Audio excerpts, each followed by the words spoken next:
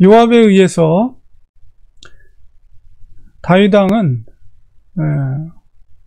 압살롬을 예루살렘으로 다시 돌아올 수 있도록, 3년 만이죠. 3년 만에 돌아올 수 있도록 길을 열게 합니다. 요압의 이런 행동에 대해서 사실 요압이 굉장히 정치적인 그런 계산이 빠른 사람이기 때문에 처음에는 압살롬이 그래도 왕위 서열, 이제 암몬이 죽음으로 인해서 두 번째로, 이제 첫 번째로 이제 왕이 될 수도 있는 사람이라는 것을 생각하고 아마 그런 염두 가운데, 그리고 물론 이제 다윗의 마음도 조금 헤아리면서 이제 다시 그술에서 예루살렘으로 돌아올 수 있도록 길을 열게 한 것입니다. 근데 이제 이후에 우리가 읽어보면 요압이 또 압살롬을 만나주질 않아요. 이제 그래서 이제 다른 사건이 발생하게 되는데, 뭔가 일관적으로 압살롬을 또 지지하는 또 그런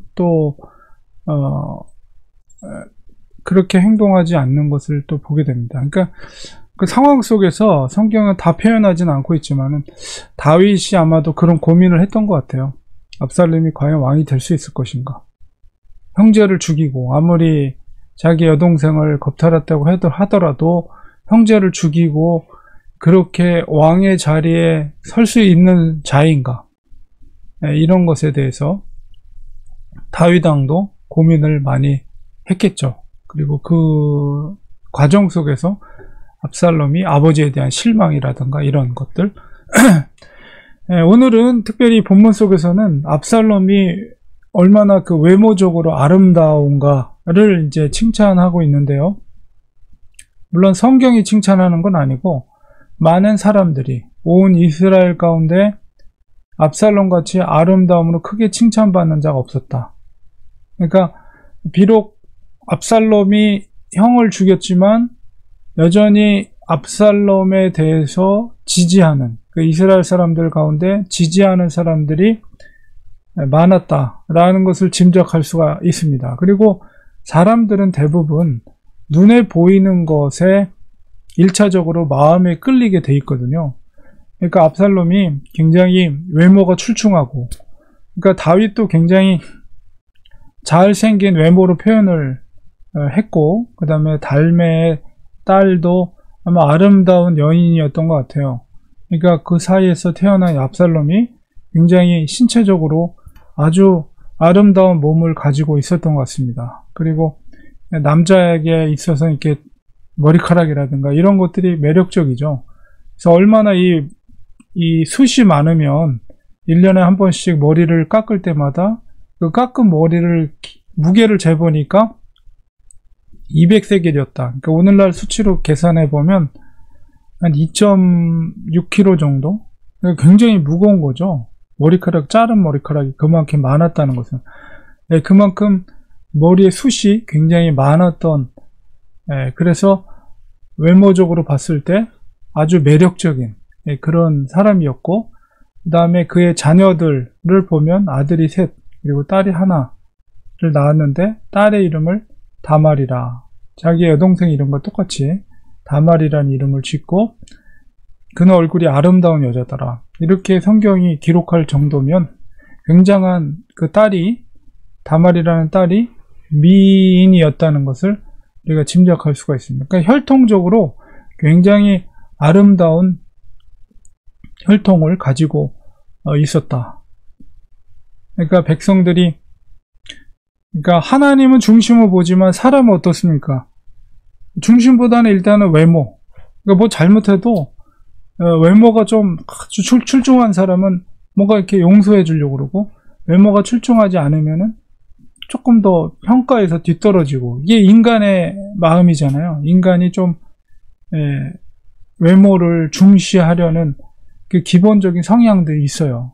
그래서 외모가 이쁘고 남자가 잘생기고 이런 사람들은 그 외모가 일종의 힘이 되는 거죠.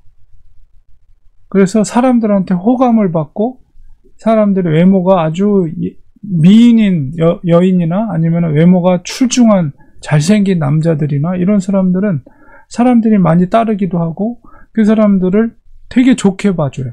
뭘 실수를 하더라도 그냥 넘겨주고, 이게 바로 인간의 사실은 좋은 건 아닌데 사람들은 그런 걸 또 다 가지고 있어요. 인간의 습성. 그렇죠. 근데 결국 성경에서 지금 압살롬의 외모를 이렇게 칭찬하는 이유는 결국 그 외모 때문에, 숱이 많은 것 때문에 결정적으로 그가 이제 나중에 나무에 걸려서 이제 죽음을 맞이하게 되는 이제 그런 장면을 우리가 보게 되는데요. 결국 외모가 걸림돌이 되었다라는 것을 오히려 여기서 성경에서 먼저 이것을 표현함으로, 그 외모를 표현함으로 그 교훈을 우리에게 주고 있는 것이죠. 그래서 우리가 한국 사람들도 특히 이렇게 외모를 가꾸는 것을 굉장히 중요하게 여기죠. 미국 사람들보다도. 그래서 뭐 성형이라든가 아니면은 명품이라든가 뭐 비싼 옷을 입는다거나 이런 것들, 그리고 뭐 다이어트 날씬하게 하고, 사람들로부터 자기를 바라보는 시선이라든가 외모를 굉장히 중요하게 여깁니다. 특히나 오늘날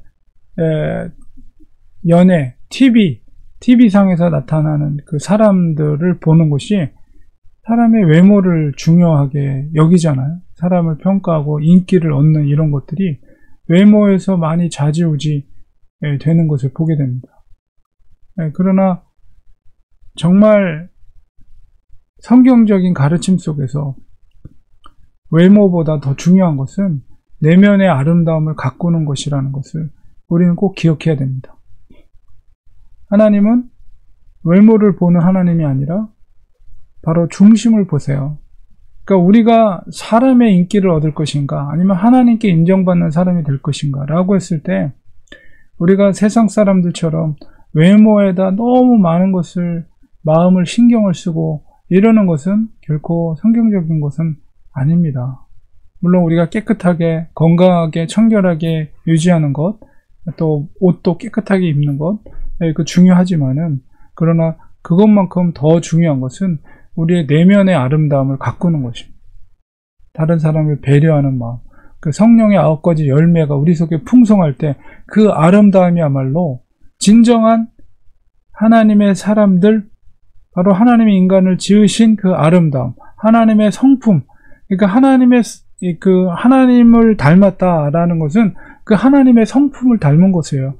그래서 성령의 9가지 열매, 사랑, 희락, 화평, 온유, 자비, 이런 양선, 그런 내면적인, 인격적인 아름다움이야말로 더 소중하고 하나님이 인정해 주시는 것이다 라는 것을 우리가 항상 기억하면서, 우리가 외적인 것들을 가꾸는 것 이상으로 우리 내면의 아름다움을 위해서, 그리고 그것은 하나님께 인정받는 거예요. 우리의 내면의 아름다움을 가꾼다는 것은 사람들 앞에서 보다도 하나님 앞에 인정을 받고, 그리고 또한 진정 내면의 아름다움을 갖고 있는 사람이 오래가요.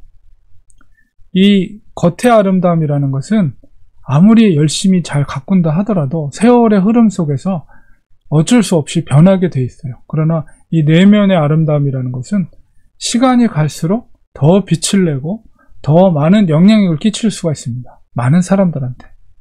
그렇기 때문에 오늘 이 말씀 속에서 압살롬이 당장에는 많은 사람들로부터 인기를 얻어서 뭔가 나라의 왕이 되는 데 있어서 그것이 유익이 되는 것처럼 보이지만, 그러나 결과적으로는 그것 때문에 그가 망하게 된 것입니다.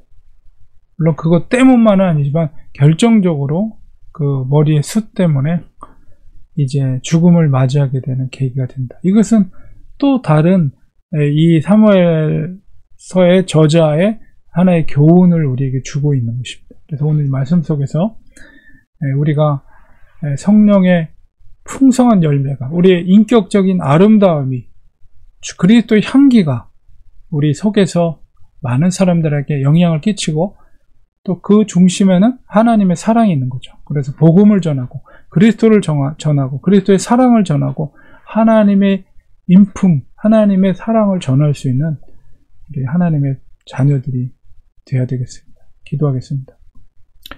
하나님, 외적인 아름다움을 가꾸는 것보다도 우리의 내면의 인격적인 아름다움을 그리스도의 향기를 풍겨내는 것이 더 소중하고 귀하다는 것을 우리가 말씀 속에서 깨닫게 됩니다. 하나님, 그렇습니다. 우리가 늘 성령 충만하게 해주셔서 우리의 인격적인 아름다움을 통해서 우리 주위에 있는 사람들에게 더 선한 영향을 끼치게 하시고 또 하나님이 우리의 중심을 보시고 더 기뻐할 수 있는 삶을 사는 우리가 되게 하여 주시옵소서.